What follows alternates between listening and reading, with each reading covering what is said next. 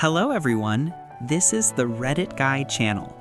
I have compiled some mind-blowing Reddit stories for you, so stay tuned as we unveil the stories. Story 1. Former coworker stole my work and keeps contacting me for help. I have a strange issue that I could really use some advice on. My former coworker, Lulu, joined my company about 7 years ago as a relatively inexperienced but enthusiastic junior team member. I trained her on some of her duties, and because of the nature of our jobs, we worked closely together for a while. At first, things were mostly fine, but I quickly noticed Lulu's sensitivity and immaturity around feeling left out. She would get upset about not being included in projects that had nothing to do with her role. Because she claimed to feel hurt and excluded, our manager began including her in recurring meetings she did not actually need to attend. Lulu rarely contributed anything of value to these meetings, but she insisted on being there. Often, we had to move meetings to fit her increasingly chaotic calendar, which was full of meetings she had demanded to join. If we did not move a meeting at her request, she would immediately schedule an urgent meeting with our boss to complain that we were going behind her back. A few years into her time at the company, Lulu received a significant promotion, and her behavior only got worse. In meetings with my team, she would dramatically explain how being left out was negatively impacting her work. We would calmly explain that she did not need to worry about the project in question. Then, when our shared manager was present, she would repeat the entire performance again, this time with even more flair and emotion. She also began claiming ownership over things that were barely related to her job. At one point, I created a company account on a free software tool so other departments could do work related to a specific project. Lulu complained that because of the nature of the software, she should have been consulted before anyone created or used the account. In short, she was extremely good at inventing problems where none existed and slowing down workflows because of her hurt feelings and inflated sense of importance. I was expected to continue working with Lulu, but it became nearly impossible. I tried several times to approach her about collaborating on new initiatives, but no matter how carefully I phrased things, she interpreted it as me trying to tell her what to do. Ironically, Lulu frequently told me how to do my own job. The only way to work with her was to give her approval power, even when it made absolutely no sense. This was especially frustrating because she was still very inexperienced in many areas of her own role and had little understanding of mine. Eventually, I began avoiding working with her whenever possible. Our team's performance suffered because of this, but since our boss constantly coddled Lulu, there was nothing more I could realistically do. About a month ago, Lulu got a new job and resigned. In the days leading up to her departure, she began intensely questioning me about my day-to-day work, asking how I approached certain tasks and processes. Something about this raised alarm bells. After she left the company, I checked our internal knowledge center and discovered she had downloaded several of my guides, frameworks, and templates. She is now essentially doing my job at her new company, not just the same title or type of work, but literally my job using my materials. I strongly suspect she even used my work to help land the position. The most frustrating part is that she now periodically emails me asking for help. Her messages are overly polite and flattering, and the questions are things she could easily look up herself. I cannot tell if she thinks I am foolish enough to help her, or if she genuinely believes she is charming enough that I would not refuse. I am torn between ignoring her emails entirely, replying just enough to discourage her from asking again, or outright telling her to figure things out on her own. After all, she made my job miserable for years, and I have no desire to help her succeed using my work. Update. Thank you so much for publishing an answer to my question. I truly appreciated the advice, Allison, and the insights shared in the comments. It was incredibly validating to see that others agreed Lulu was frankly delusional. I do have a small update. I decided to simply ignore Lulu's emails. Since then, I haven't heard anything directly from her. However, a coworker later told me they had to contact Lulu about a system she still had access to. It was an external tool that my coworker needed to take ownership of, which required Lulu to remove herself from the account. She eventually did, but only after being extremely rude and unhelpful, ignoring my coworker for weeks instead of completing one simple task. I also quietly raised the issue of stolen intellectual property with my boss, the same one who had always protected Lulu. I asked whether Lulu was working for a direct competitor. She is not, but when my boss asked why I wanted to know, I explained the situation. As expected, they didn't react much at all, which was completely in line with the "Lulu can do no wrong" attitude I witnessed for years. Many commenters were shocked that meetings were regularly moved at Lulu's insistence. Believe me, I agree. It's hard to explain the grip Lulu had on management. This was easily the most dysfunctional and frustrating work environment I've ever experienced. Imagine someone constantly claiming they need information to do their job while not actually doing that part of the job, and then throwing tantrums when anyone tries to help. It was exhausting, and somehow Lulu was always treated as the victim. Finally, the good news. I no longer work there. Even though Lulu is gone, the systemic issues and gaslighting that allowed her behavior to continue for so long were not going away. A recruiter reached out to me with a great opportunity, and I took it. This all happened around the time my original question was published, so I didn't get to interact much with the comments, but I read every single one. I will absolutely remember these lessons if I ever encounter another Delulu Lulu. Comments. Commenter 1. How are you defending an ex-employee who no longer works with you and stole intellectual property from your current employee? Commenter 2. This makes me wonder if Lulu had dirt on management or knew someone before getting the job. Otherwise, it's sheer incompetence or embarrassment. What a messy company. Commenter 3. Nepotism and a fair partner or blackmail are usually the big three when management behaves like this. Considering Lulu still gets protection even after leaving, I would guess serious blackmail. This is my opinion about the stories. This story is a textbook example of how one toxic employee can thrive when management refuses to set boundaries. Lulu didn't just cause chaos, she was enabled at every level.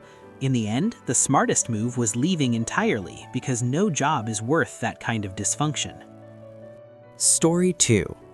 My mom lied to me my entire life about my dad, and I can't even look or talk to her anymore. My entire life, it was just me and my mom. My dad was never around, and from as far back as I can remember, my mom and her entire family told me the same story over and over again. They said my dad was a deadbeat piece of shit who ran away as soon as my mom got pregnant with me. Every chance they got, they talked badly about him and made him seem like the worst person imaginable. I believed them completely because he was never in my life, and I had no reason not to. A few months ago, though, I started getting really curious. I had been wondering about my dad for years, but after seeing a TikTok from someone in a similar situation, that curiosity really hit me hard. I finally asked my mom for his identity. Once I had it, it was incredibly easy to find him on Facebook. When I saw his pictures, it honestly freaked me out. He looked like an older version of me. Turns out he's a lawyer, married with 4 kids, all younger than me. It took me a few days to build up the courage, but I finally messaged him. I sent a long message introducing myself, explaining who my mom was, and telling him that I was his son. About 30 minutes later, he responded, and he was incredibly excited. He asked if we could FaceTime, and I said yes. As soon as he saw me on the screen, he started crying. His face turned red, and he could barely speak. I asked him if he knew about me. He told me that my mom had told him she miscarried. He said they were together when she got pregnant with me, and that even though they had a lot of issues, he wanted to stay because of me. He told me she was extremely toxic and that her family was too. He kept crying and apologizing over and over for not being in my life, saying he truly believed I didn't make it. He even said how much I looked like him at that age. Before the call ended, he asked if we could meet in person. When we finally met, he hugged me so tightly I almost couldn't breathe. Ever since then, he's been obsessed with me, and honestly, I feel the same way about him. He introduced me to his family and his friends, and he proudly calls me his boy. Without me even asking, he paid off all of my student loans. He said that since he's saving money for all his kids, it was only fair that he did the same for me. I love him so much already, and I hate that I missed out on having him in my life for so long. He even took me on his family's Christmas vacation last minute. He talks to me every single day now. Even though he's a lawyer and insanely busy, he always makes time for me. But ever since I met him, I've been avoiding my mom. I honestly hate her for depriving me of my dad my entire life and lying to me for as long as I can remember. We had already been having a lot of issues before this, and this was the final straw. She keeps calling and trying to talk to me, but I don't answer. I don't want to talk to her anymore. She robbed me of an entire lifetime with my dad. Comments. Commenter 1. How old are you? You still got a happy ending though. Now you can focus on building a new happy life with your dad in it. It's going to be great. Reply from OP. I am 23. I hope so. Commenter 2. I met my dad at 29 after an entire life of my mom lying about him and some awful things she claimed he had done. He's been in my life for 16 years now, and I'm closer to him than I am to her. I asked her to come clean and stop the lies, but she doubled down, so I eventually gave up. She'll never change, and I keep her at arm's length now. I'm happy you met your dad and that it's working out. I understand why some moms do it if they're truly protecting the child, but if the dad is a good guy and the mom is just being spiteful, it's one of the worst things she can do. Reply from OP. I'm happy for you, man. Commenter 3. What was her reaction when you told her you knew she had been lying about your dad? Reply from OP. She gaslit me and said she knew better and that it was for the best. Personal commentary. This story is heartbreaking and beautiful at the same time. Losing a parent because of lies is something you never fully get back, but finding the truth can still change your entire future. The hardest part is realizing that the person who was supposed to protect you is the one who took so much away. Story 3. Am I the asshole for admitting to my daughter that I hate what she changed her name to? I am a 39-year-old woman. I was born in Canada, but just weeks after I turned 18, my parents took me to India and married me off to my cousin, a man I barely knew. Despite the circumstances, my husband treated me well. He was polite, paid for my schooling, took me on dates, and never forced me to do anything. His love is actually the reason we later reconnected when he came to Canada. His mother, however, hated me. She constantly yelled at me, demeaned me, called me useless, and even vowed to have me divorced so that my husband could marry my sister instead. When I became pregnant, I knew I had to leave. I could not subject my child to that woman. Our maid took a huge risk to help me escape back to Canada. In her honor, I named my daughter Zahira, which is a fake name for privacy. Today, I have a good life. I have a great job, amazing children, and I am currently in a PhD program. None of this would have been possible if that maid had not risked everything to help me. When Zahira was around 10 years old, she began to hate her name. She started pretending to have a more typical Canadian name or using a nickname. Over time, she stopped appreciating that she had been named after the woman who saved our lives. When Zahira turned 18, she legally changed her name to Ruhani.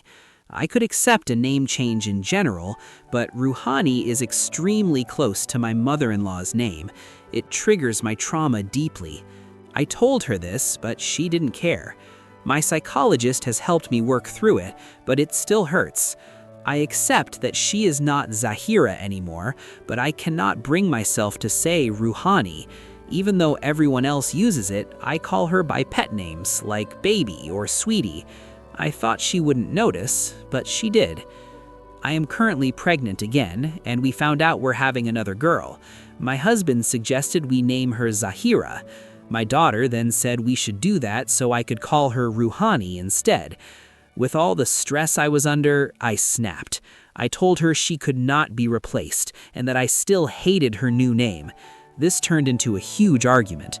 My daughter called me selfish and said I was a jerk for not accepting her name. My husband understands because he knows how much I hate his mother, but my sons sided with my daughter and told me to post here because people would say I am the asshole. I don't like that word, but am I? Comments. Commenter 1. Why exactly did your daughter hate the original name she was given? Did she get bullied a lot for having a weird name? Because you don't really explain why she hated the name, and frankly, you haven't shown much effort to understand her side. Reply from OP.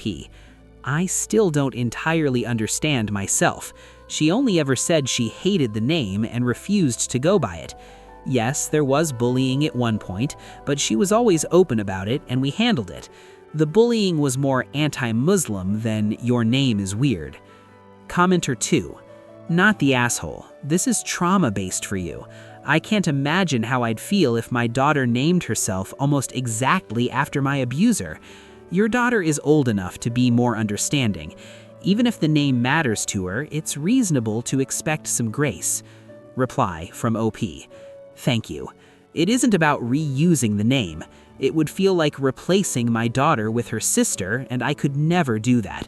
My daughter is my princess. There is no replacing her, no matter what her name is, even if I'll never like that new name. Commenter 3. This is tough. Did your daughter know about your mother-in-law and how she treated you when she chose the name? I'm going NaH. You're not at fault for your trauma, and she's not wrong for choosing a name she likes.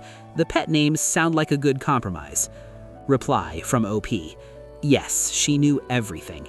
I never hid why I raised her in Canada instead of India. When she announced the new name, I begged her not to choose that one and reminded her why, but she didn't care. Update 1.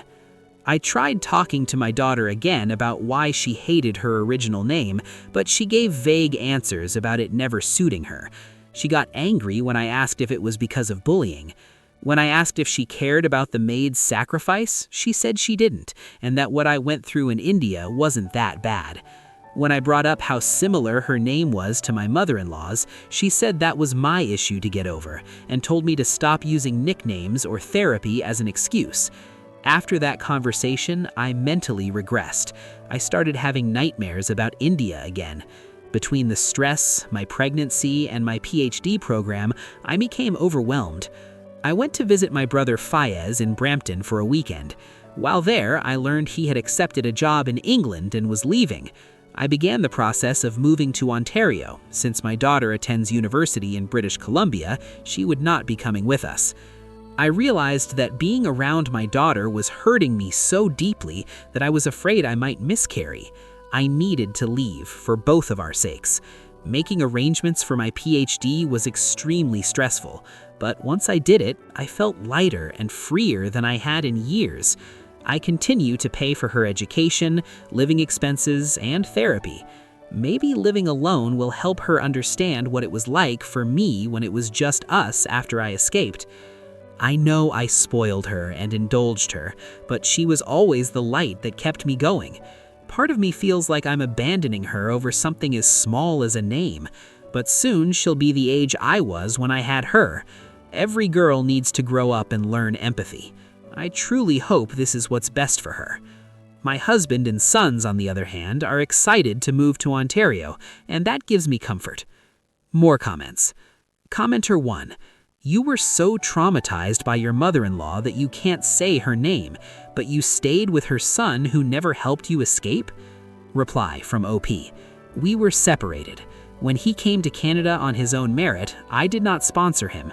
I allowed him to see our daughter, and over time, with conditions, we rebuilt our relationship. He never was cruel to me in India. Commenter 2. I hope she at least considers Zahira as a middle name and makes peace with the person her oldest became. Reply from OP. I may give a similar middle name to my baby. The name means a lot to me, and I will always honor the woman who saved me. Update 2. So much has changed since then. In 2 weeks, my daughter is getting married, and it's made me reflect deeply. When I was a teenager, I was raising my siblings while being abused by my parents. I never wanted children or marriage. I had dreams I thought would never come true. That's why I wanted my daughter to have everything I never did. Since posting, I've moved across the country, completed my PhD, and gotten a job I once thought impossible. But most importantly, my husband managed to contact the maid who saved me. I was able to visit her, meet her family, and finally unburdened my heart. It felt like reconnecting with the older sister I never had. I still don't know why my daughter hated her name for so long, but she has started using it again. She did so because her fiancé, who is also Indian, preferred it. It's a strange reason, but she now understands what it means to me. Her future mother-in-law cried when she heard the story, and somehow reached my daughter in a way I never could. Her future mother-in-law and I have grown very close. She understands me in ways few people do. I no longer feel jealousy, only peace. I know my daughter will be protected and loved. Looking back at who I was 4 years ago, I barely recognize myself. I was afraid to prioritize myself. Now, I'm happy. I love my daughters, my sons, my sisters, and finally, the life I've built. Final comments. Commenter 1. I still wonder why she hated the name so much if she was willing to switch back for someone else. Commenter 2. I suspect the grandmother influenced her through social media. Commenter 3. Grandma abused you, get over it, but you calling me honey is unbearable? Kids can be incredibly oblivious. Personal commentary. This story is heavy with generational trauma, sacrifice, and complicated love. It shows how unhealed wounds can echo through families in unexpected ways, even when intentions are good. Sometimes healing doesn't look like agreement, it looks like distance, growth, and time. Thanks for staying to the end. If you enjoyed the stories, hit the like button, subscribe, and turn on notifications for more interesting Reddit stories.